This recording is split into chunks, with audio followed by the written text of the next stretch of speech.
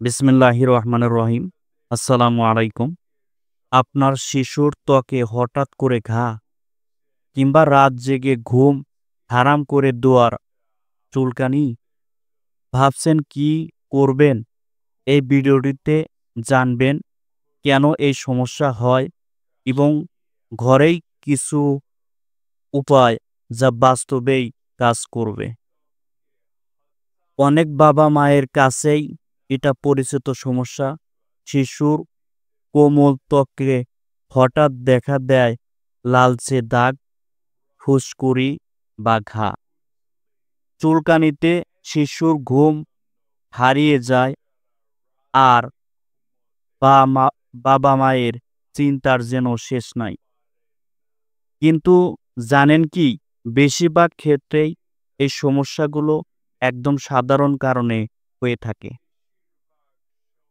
Number ১, শিশুর ত্বকের ঘা বা চুলকানির কিছু সাধারণ কারণ।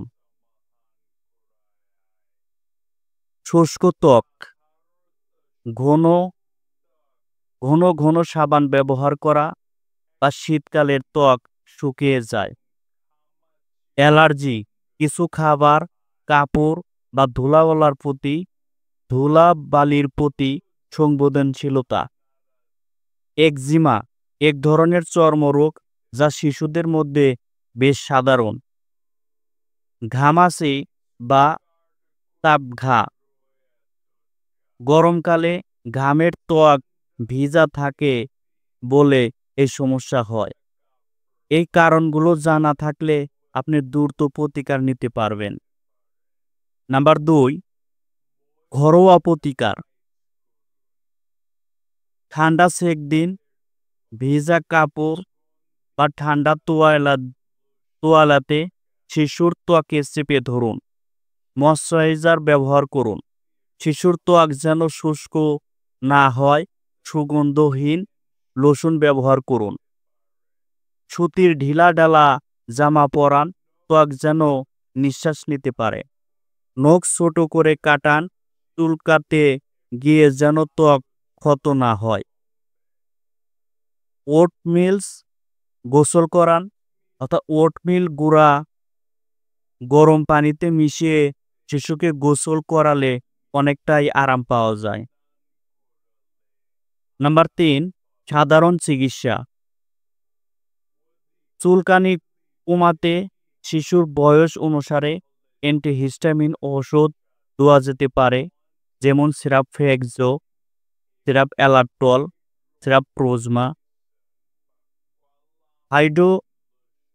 হাইড্রোকর্টিসন ক্রিম, যেমন বাজারে স্কোয়ারের ট্রপিকট ক্রিম নামে পাওয়া যায়। চুলকানি ও ফোলা ভাব কমাতে হালকা স্টেরয়েড ক্রিম ব্যবহার করা যেতে পারে।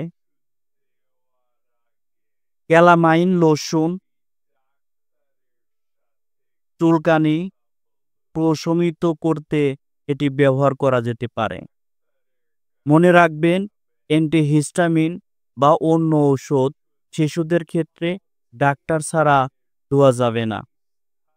নাম্বার ৪, যখন ডাক্তার দেখানো জরুরি। সব সমস্যার সমাধান ঘরেই হয় না। নিচের নিচের ক্ষেত্রে অবশ্যই চিকিৎসকের কাছে নিয়ে যাবেন। চুলকানি বা ঘা ২ থেকে ৩ দিনের বেশি স্থায়ী হলে, ঘা থেকে পুঁজ বা রক্ত বের হলে, শিশুর জ্বর বা দুর্বল দেখা দিলে, চোখ মুখ বা যৌনাঙ্গ চুলকানি হলে, শিশুর বয়স ৬ মাসের কম হলে। নাম্বার ৫, উপসংহার বা আহ্বান। শিশুর ত্বক খুবই স্পর্শকাতর, তাই সহমত যত্ন নেওয়াটা জরুরি।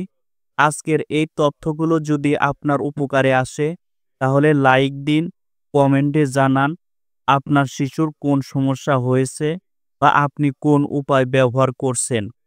আর হ্যাঁ, এই ধরনের সহজ ও বাস্তবসম্মত স্বাস্থ্য পরামর্শ পেতে বাংলাদেশ স্কুল অব জিপি চ্যানেলটি সাবস্ক্রাইব করতে ভুলবেন না। পরবর্তী পর্বে দেখা হবে আরেকটি গুরুত্বপূর্ণ স্বাস্থ্য বিষয়। ধন্যবাদ।